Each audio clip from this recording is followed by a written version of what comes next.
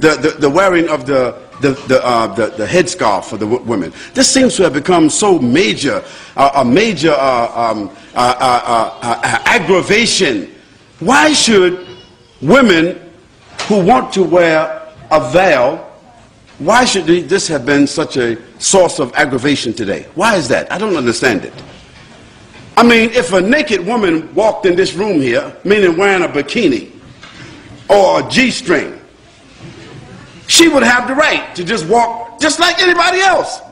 If a woman came down here and she was wearing a G-string and walked right across here and went back upstairs and came down, matter of fact, there was 2 or 3 of them, we would be like, whoa. What's going on here?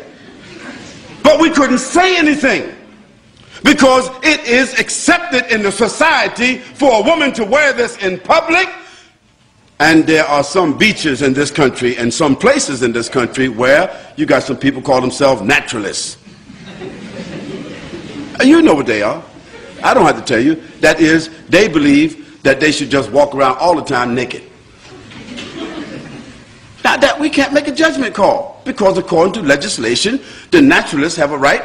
There's a man that was running across the whole UK for 3 months. Can you imagine that? 3 months with nothing but a hat and a pair of boots on. I mean, he's running. Can you imagine a man running through a village? Nothing but a hat and a pair of boots on. Because he's a naturalist and these are his constitutional rights. And for 3 months, nobody could say anything about it.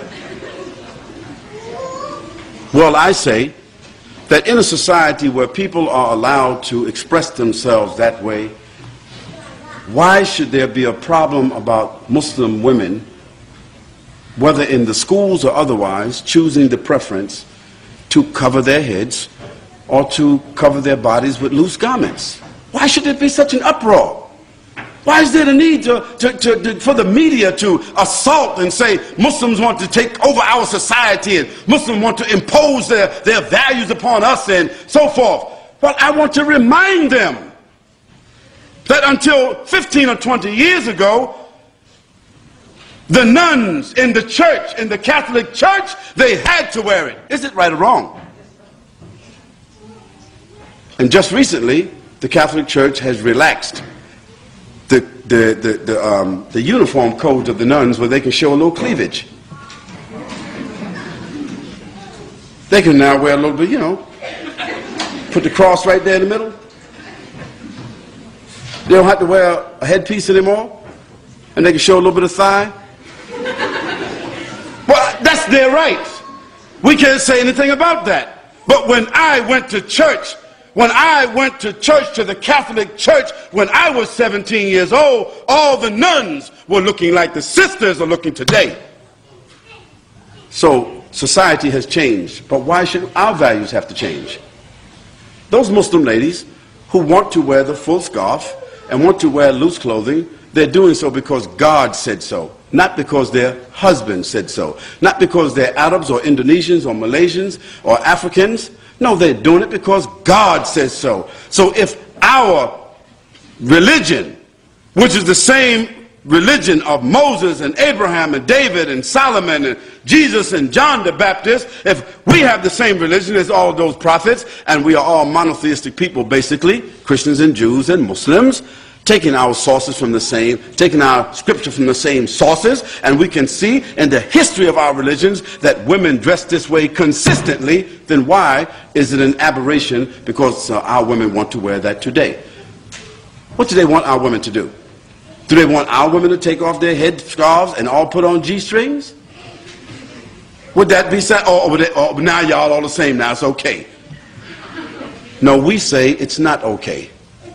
And we say, as Muslims, we have the right to preserve what we consider to be decent and dignified clothing and apparel and appearance.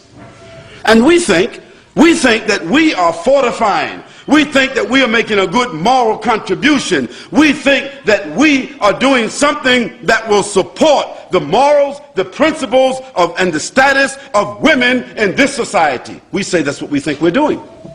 And do we have the constitutional right to make what we consider to be a moral contribution to the fiber of this society based upon our religion? Of course we do. And we don't have to apologize. And if somebody wants to know, if we are unable to explain, we do not have to explain. But what we should do is, the people of the media, or the people of government who feel that they don't understand what's going on, we should send them to people who are qualified to expound upon this issue in a dignified, educated way, so that people would not think somehow or another that all these women who are wearing these scarves got an AK-47 underneath their scarves, or they got a bomb, they coming inside somewhere with a bomb. You know, stereotypes. But the issue is, we Muslims, the Muslim ladies in particular, you do not have to explain to anybody why you are dressed the way you are dressing. Just like others who are undressed do not have to explain to anybody why they are undressed.